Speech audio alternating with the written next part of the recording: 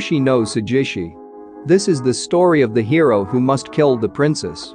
This is a world where the dead are sent to the final rest by the immortal undertakes, a race of long-lived beings who look human.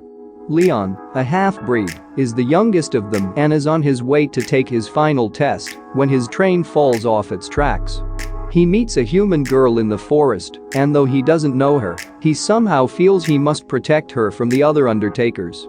This manga starts off a bit slow, but gets better by 15 chapters, and it's a tragedy-heavy manga.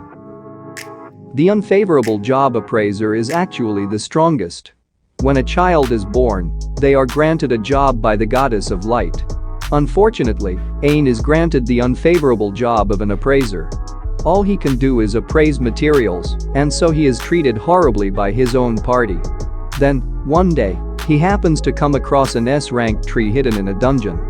Following this encounter, Ain slowly but surely changes. The art and story of this manga is good, but the MC can be a little bit soft-hearted sometimes, which can put some readers off. Killer Shark in Another World. Shiromi was studying every day at the magic school to become a summoner to defeat the Demon King, but due to mysterious factors, she summoned a super dangerous shark called Same. Both classmates and the Demon King's army are nothing but delicious dinners before the killer shark. Shiromi walks in the blood-stained world while apologizing today. The author of this manga hates simps, as we can see it in his work. This is a pretty chaotic and gory manga. The only downside is that the main character is a dumb girl. Kage no Iyu no Nichiju Tan. The Great War of Heroes, in which the hero and the Demon King fought for survival and power in each incarnation. The Fourth Great War was also a war where the heroes defeated the Demon King. It's an undisclosed fact. 2-8, the ace of the agency in the dark side of kingdom, undertakes all the dirty work for country and supports the hero to subjugation the demon lord from shadows. As the unsung hero, 2-8 hopes to live a peaceful life after the war. However, defeating the demon lord is not enough to bring peace to the world. The main character is overpowered and tries to live a normal life and goes to school whilst trying to hide his powers, but still gets caught up in trouble. You know, like the standard. Even so, what's good is that the MC isn't a retard and actually makes sensible decisions. Although he's an apathetic character with a dark background, he doesn't reek of edgy, teenage angst unlike a lot of other similar mangas. As Swordmaster childhood friend Power harassed me harshly. The harassment from Alphine, his girlfriend and childhood friend, who is the same age, grew up with him, and became adventurers together, is painful. She is a peerless beauty known as the Flawless Sword Goddess and has the title Sword Master.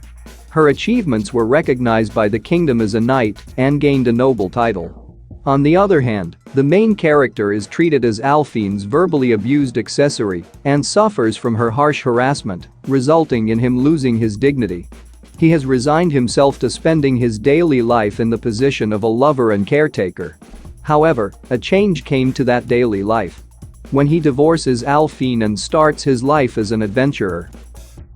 Saikyu Yuusha wa Oharai Heiko. Garius, the mightiest hero in all of Midteria, has vanquished the Demon King. Perhaps his little heart-to-heart with that old lizard left him a bit unsure about whether he's done the right thing, but the demons are wiped out. Humanity is saved at last. All is well, but there's just one small hitch. Garius's homecoming is kept secret. When he finally gets an audience with King Edgar, he finds out that credit for all of his triumphs will be handed to someone else. What's more, the king needs to banish him from the kingdom. They're giving him the boot. Rather than futilely fighting this harebrained plot, the war-weary Garius heads off to see what kind of post-heroic life he can make for himself. While he's at it, maybe he can answer those doubts he had about just how evil demonkind really is. Ragna Crimson. In this action-packed dark fantasy, humanity lives under the threat of annihilation by immensely powerful dragons. The dragon hunter Ragna embarks on a revenge-fueled quest to eliminate that threat once and for all. Dragon hunters, warriors armed with special silver weapons who kill their prey for bounty. Lowest among their ranks is Ragna, who forms an improbable partnership with the young genius Leonica, a master dragon slayer with more kills to her name than almost any other. All Ragna wants is to stay by Leonica's side, but his dream is shattered by an attack from the deadliest dragon imaginable. This is an absolutely awesome manga. The story is damn good written, and the battles art is some of the best I've ever seen in a manga. You need to read this manga with an open mind. The author tried to make something different from the rest of other hundreds of fantasy mangas. Nozamanu Fushi no Bikensha.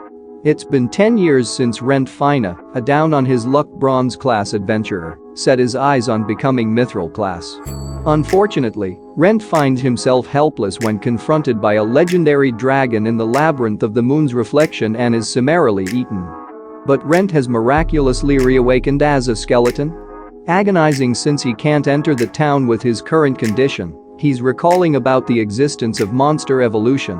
With a goal to gain a body with muscle, he defeats the monsters of the labyrinth. This is a fantasy hidden gem manga. A breakthrough brought by Forbidden Master and Disciple. The hero's son and the ghost of the Demon King are the master and pupil Irith. The son of the hero who defeated the great Demon King is troubled. Always expected to achieve great things, but unable to meet those expectations. No matter the effort he puts in and the results he obtains, it's never enough for them. He is a disappointment compared to his father.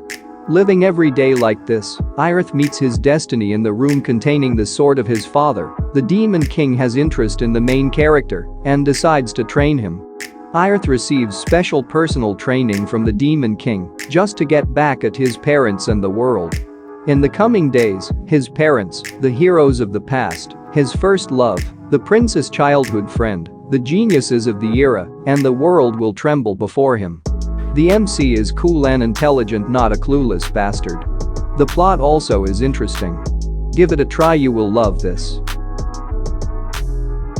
The Eminence in Shadow. Shadow brokers are those who go unnoticed, posing as unremarkable people, when in truth, they control everything from behind the scenes. Sid wants to be someone just like that more than anything, and something as insignificant as boring reality isn't going to get in his way. He trains in secret every single night, preparing for his eventual rise to power, only to deny his destiny by a run-of-the-mill, yet deadly, traffic accident. But when he wakes up in another world and suddenly finds himself at the head of an actual secret organization, doing battle with evil in the shadows, he'll finally get a chance to act out all of his delusional fantasies. Amazing character design, storylines and action with top-tier art to top it off.